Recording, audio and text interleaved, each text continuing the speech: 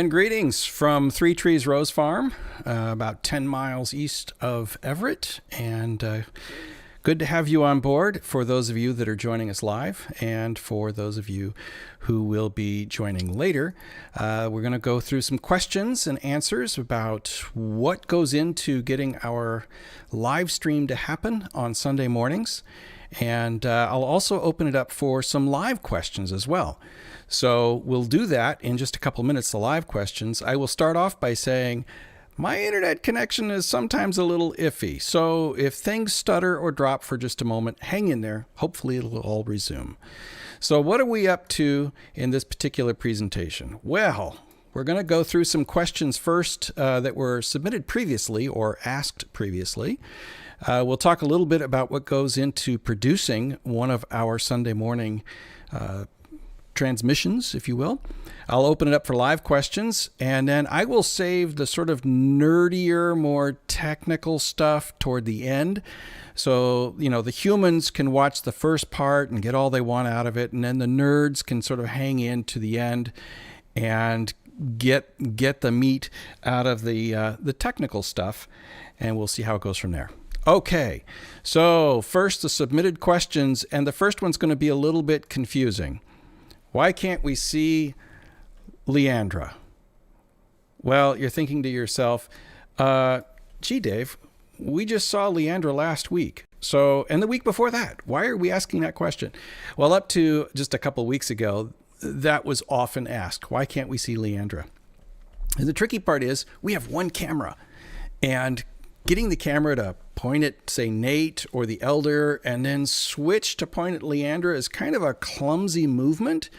And it took us a little while to figure out, number one, in the software, how we could mask when we were moving the camera around.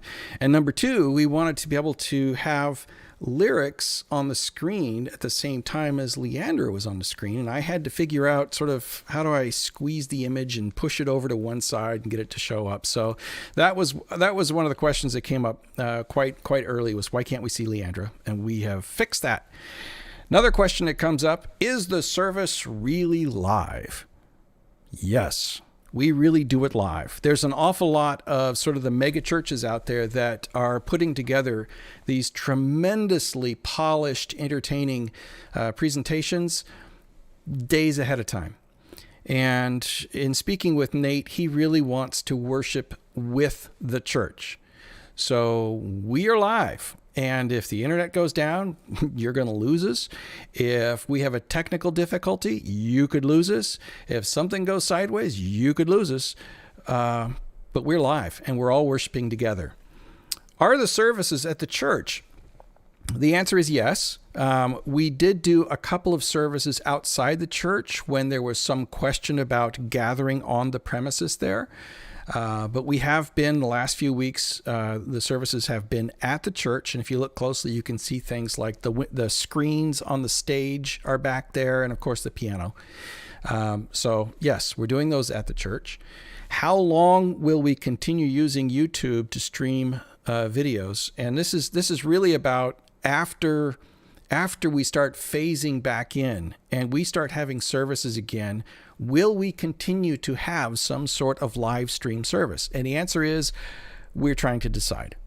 As you'll hear in a few minutes, putting these together currently under the current scheme is a lot of work. And we may have to make some changes in order to have enough personnel to do slides and sound and streaming at the same time in the church, week in and week out. So the answer is, we would like to. We're going to have to do some more work to figure that out, and it may take some extra volunteers. So, and I'll actually throw this out. You can contact me directly, or you could leave a note as a comment.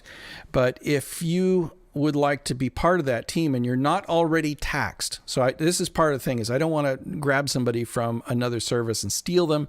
But if you have opportunity and you'd like to be part of a continuing YouTube weekly streaming service, let me know.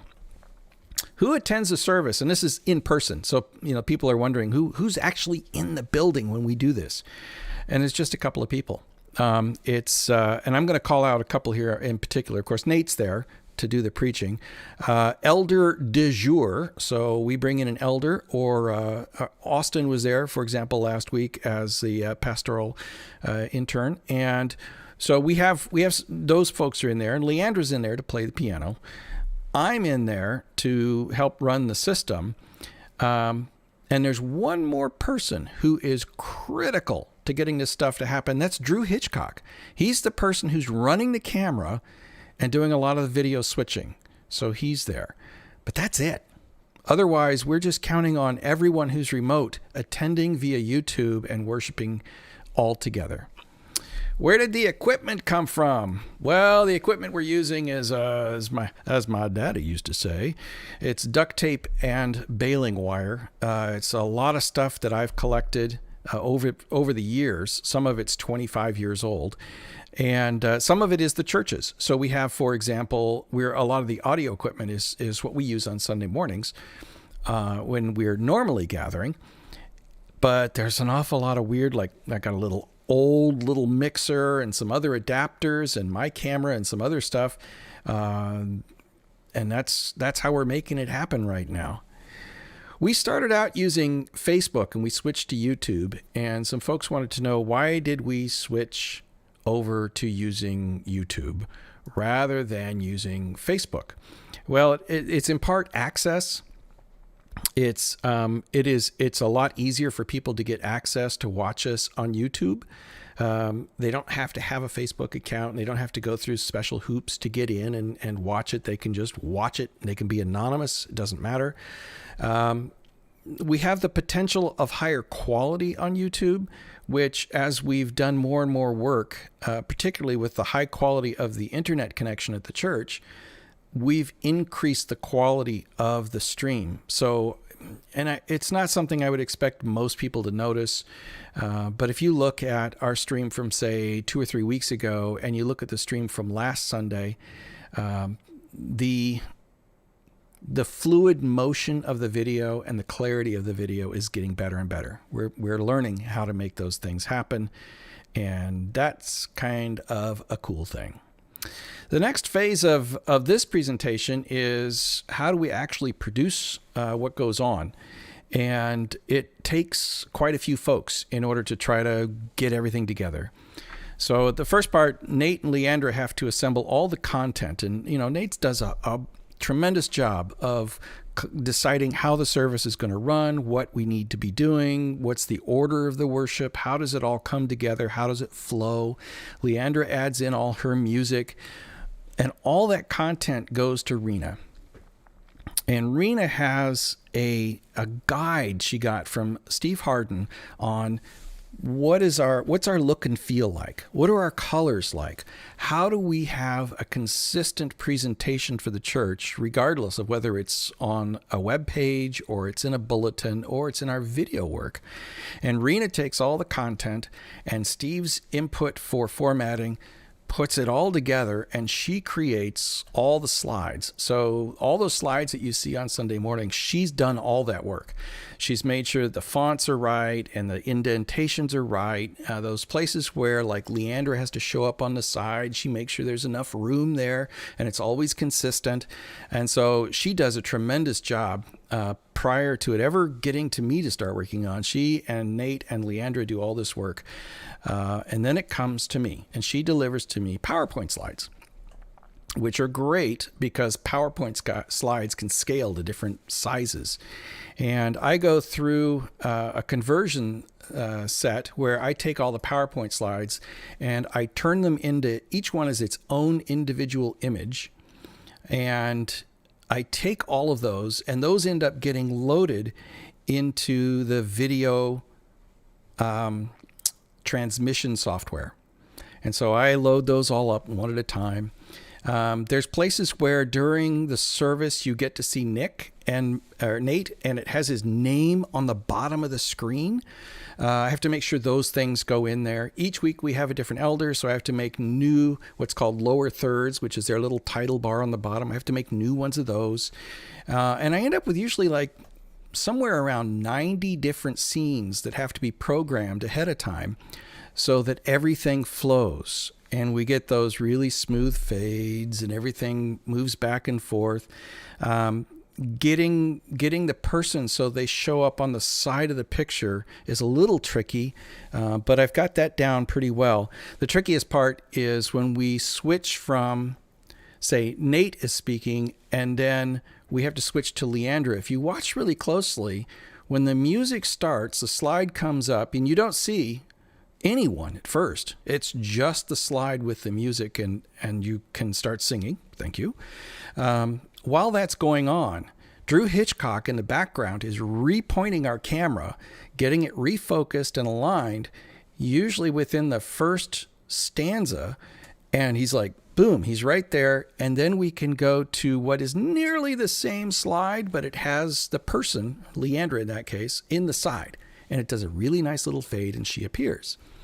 When we get to the end of the music, we have to reverse that. So the last music slide is a duplicate. The first one has a spot where Leandra is visible, and then the second one, she just sort of fades away, and we, quick like a bunny, Drew repoints the camera back at the pulpit, gets it all set up, gets it all focused, makes sure it's right, and then as the music fades away, the speaker comes up on the screen.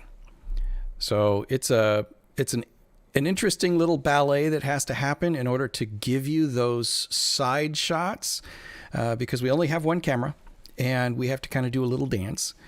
So all those video scenes to get that ready happen typically on Saturday. I work for about 3 hours on Saturday getting everything ready, and then pack everything in my truck that I need to bring.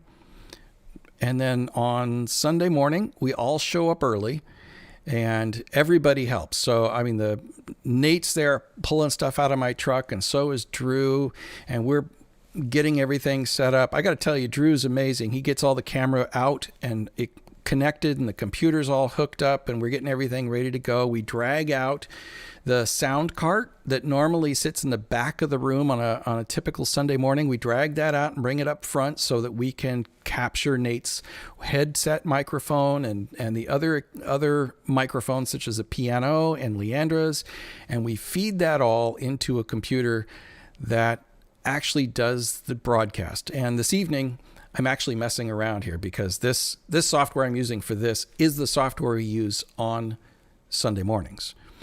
Just a lot fewer slides. So we do the execution. When it's all done and we've shut everything down, and everybody takes a collective deep breath and praises God for things going through and getting a nice smooth service, then we have to tear it all back down again, pack it back in my truck, and that's how we make a Sunday morning happen. So it's kookiness, but that's what happens. So I'm going to ask you now if you will go and put any questions you have in the question thing. We have we've got eight different groups listening. Now I know that it takes a moment for my information to get from my system through the internet, through YouTube, out to you. So there's a delay. So I'll give you guys a second to catch up. And I'll take this minute to see if my dog is paying attention, because she's in another part of the house. And she's probably thinking, where's Daddy? I hear Daddy.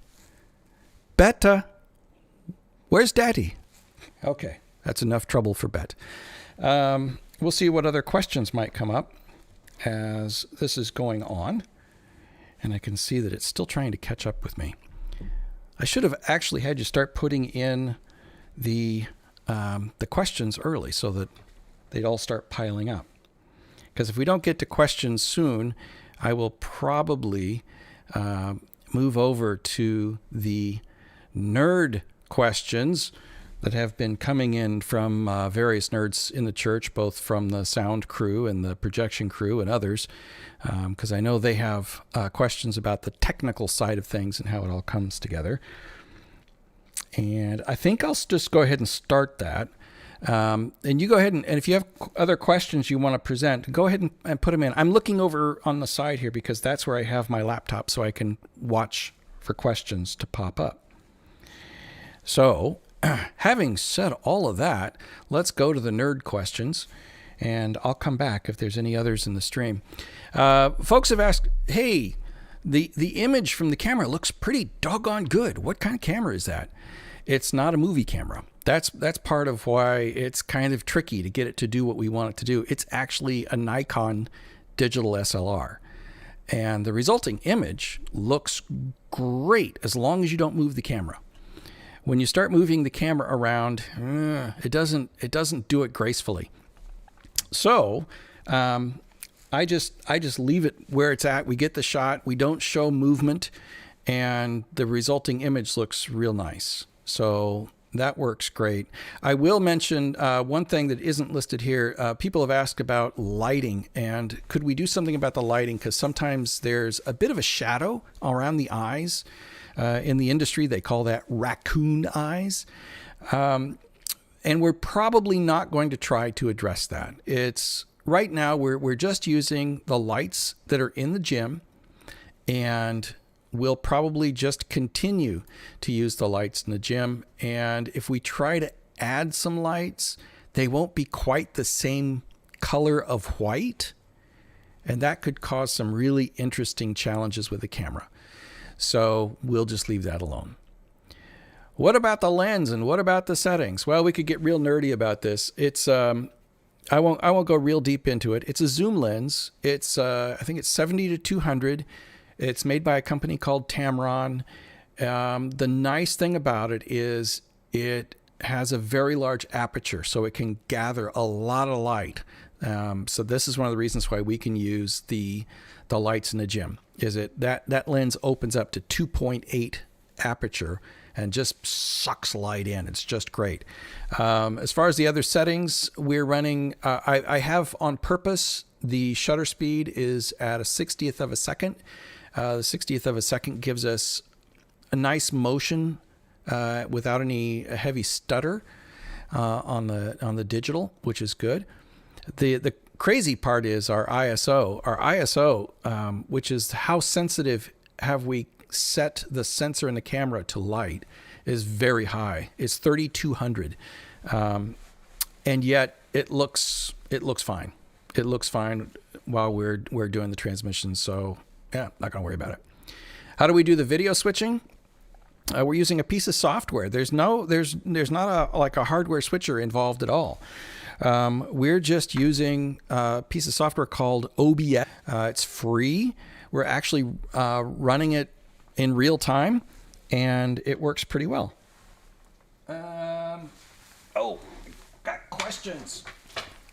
Actually got questions. Let me go back to this slide. We'll come back to the nerd questions. So Theo's on, and so he's asking some great questions. First one is there a library of hymn slides? And that's a great question. I don't know that. I mean, Rena does all those formats, and I don't know if she saves them or not. I know that we made some real changes about 3 weeks ago in order to get the sidebar, like you're seeing right now, to get that sidebar to work, and everything had to be reformatted. So we actually, during that process, we also changed the background, we changed the fonts, we changed some of the colors in order to get it all to sort of come together. And that's a thing. How much would a second camera cost? Well, I need to do some research, and I've actually talked to Nate about it. And he is very curious, and I will have to do some digging around. The challenge would be we wouldn't just need a camera. If we were going to do that in our current situation, we'd need yet another way to capture. Currently, we have an external little box that lets us capture one camera. If we want to capture multiple cameras, we may be stepping into some kind of little hardware switcher in addition to the camera itself, so that we could do multiple cameras and be moving back and forth between them. So it's something I need to look into, but I'll get you information. Oh, and I can see the stream. There it looks like the stream is trying to come back to life. Our internet connection from Three Trees Farm is a little sketchy tonight. And so every once in a while it stops, and I'll try to keep an eye on it.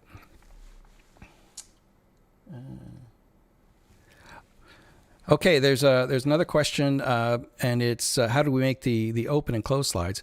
And Rena made those, and if you look really closely, they're actually the screens from the stage. The background is those screens, and then she put text and stuff on top of them. So that was pretty cool that she was able to do that, and fantastic. I'm glad.